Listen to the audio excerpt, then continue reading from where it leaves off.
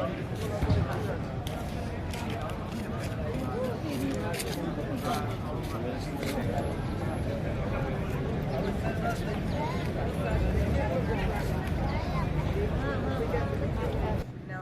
محمد أمينيا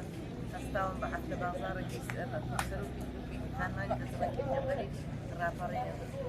دەبێت هەچی خانمە لەسەر پێی خۆی بوەستی کاری دەستی کارەکانیان زۆر جوانە دەبێت لەسەر پێی خۆیان بوەستن بۆ بژێویژیانی خۆیان بە کارەکانی خۆیان بێنە هەفتە بازارەوە بیستمین جارە من هەفتە بازاڕی ساز دەکەم بۆ خانمە دەزڕنگیلانە خۆم بەشداری بوومە بەو کارە بەو چیدنیانە هەرێکەی بە زۆرێک وستم کردووە حەزەکەم کەسێکیش هەبێ هاوکاریمان کە بۆی بتوانین هێزیمان بۆ دابیکە یان چی بۆ فیستیڤال بۆ شارەکان بتوانین کرێسیارەکەی دابیکەین کەسێک بێتە سپۆنسەرمان یان شتێکمان بۆ دابیکە ئەوزار هەر ئافرەتێک دەزڕنگینە پێم خۆش بێ هەفتە بازار کارەکانی خۆی بگا هەفتە بازاڕی ئارزگا بۆ فرۆشتن و لەسەر پێی خۆی بوەستی بۆ بژێویژیانی خۆی. ناوم ساکات فەڕەم محەممەدە من بە شیرینی بە کاری دەستی بەشداریم کردەوە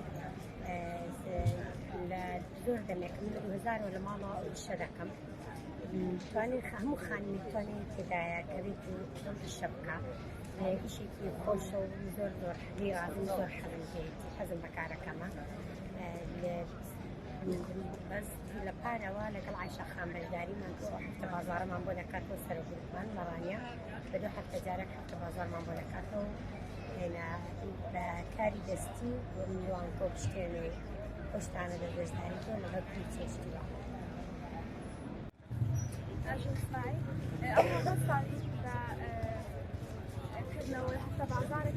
بۆ خانمانی دەبێت ڕاپەڕی ئەو خاتونانەی کە دەزڕەنگێن بە بەشداریکردنی چەند شتێک کە هەم شیرینی و هەم ئەکسوارات و هەروەها چنینیشی تێدایە چەند خاتونێکی کە هەمیشە بەیەکەوە لەو هەفتە بازارە بچووکانە بەشداری دەکەین بەڵام خوازیارین کە لایەنێکی پەیوەندیدار هاوکاریمان کە بۆی بتوانین ئەو پرۆژە بچووکانە گەورەتر بکەین و بتوانین چەندین کەسی کە ئێمە پشتمان بەستووە بەو کارە چەندین کەسی کەش پێ بکەین ئەو بژێویژەی ئەو کارێکی ئێمە دەکەین ئەو دووبارەی هەنەوە بتوانین بیکەینە هەرێکی کاری بچوو بۆ خۆمان و بەکاری بهێن بە بژێویژانی خۆمان. خانمانی دەبارەکەی ئێمە دەستکراون بۆ زۆر کاری کرد جگە لەو کارێکە هەیە بەڵام لایەنێکی پەیوەندیدار لە باتی ئەوەی بێ یعنی ڕۆژەکەیان کراوەتر بکە لەوانەیە قۆڕی بکات و بیکات بە شتێکی کە گەرا خانمانی ئێمە هەمویان دەزڕەنگین هەمویان بەتوانان هەمویان کاری جوان جوانیان کردووە.